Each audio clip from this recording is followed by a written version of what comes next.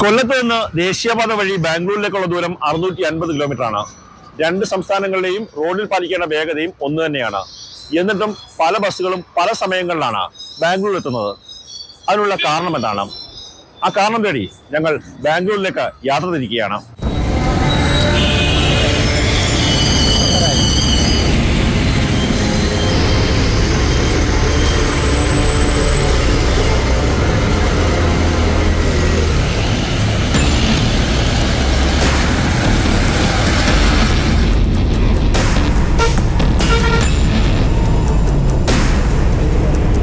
നിമിഷനേരം കൊണ്ട് ബസിന്റെ വേഗം 50 കടന്നു. നഗരത്തിന്റെ തിരക്ക് പിന്നിട്ടതോടെ ബസ് ശരവേഗത്തിലായി.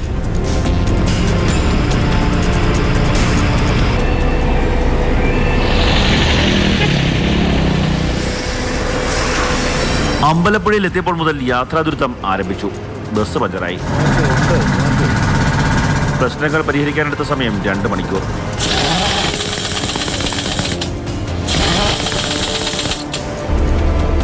നിർമ്മാണത്തിലിരിക്കുന്ന ദേശീയപാതയിലൂടെ ബസ് ഓടിയത് 94 കിലോമീറ്ററോളം വേഗത്തിൽ.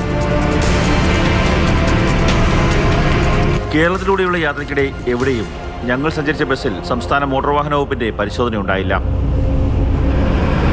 വേഗം കൂട്ടിയും കുറച്ചും ബസ് മുന്നോട്ട്. കേരളത്തിന്റെ അതിർത്തി പിന്നിട്ടതോടെ വേഗം 100 കടന്നു. അതായത് സ്പീഡ് ഗവർണർ പ്രവർത്തിക്കുന്നില്ല എന്ന് ചുരുക്കം. യാത്രക്കാരുടെ ഉറക്കം പോലും നഷ്ടപ്പെടുത്തുന്ന യാത്ര. കേരളത്തിൽ നിന്ന് തമിഴ്നാട്ടിലൂടെ ബാംഗ്ലൂരിലേക്കാണ് യാത്ര. ഈ റൂട്ടിൽ യാത്ര ചെയ്ത സമയത്ത് കേരളം പിന്നിട്ട് കഴിഞ്ഞാൽ 120 വരെയാണ് ശരാശരി ഈ വാഹനത്തിന്റെ വേഗത. പലയിടങ്ങളിലും നിർത്തിയുള്ള യാത്ര ദുരിതമായി. അതിനിടെ കർണാടക മോട്ടോർ വാഹന വകുപ്പ് ബസ് തടഞ്ഞു.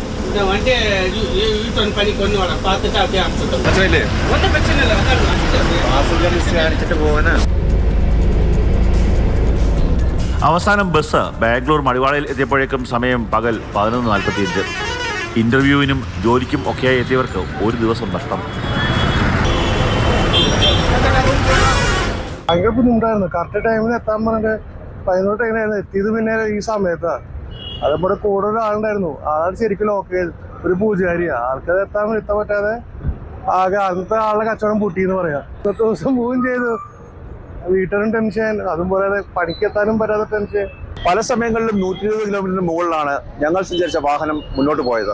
എന്നിട്ടും ഇവിടെ എത്താൻ മണിക്കൂറുകൾ അധികം എടുത്തു. നരകയാത്ര, ദുരിതയാത്ര, അത്ര മാത്രമേ ഈ യാത്രയെ വിശേഷിപ്പിക്കാനാകൂ. ക്യാമറമാൻ ഷാനോസ് പരീതിനൊപ്പം കണ്ണൻ നായർ, മാതൃഭൂമി ന്യൂസ്, കൊല്ലം.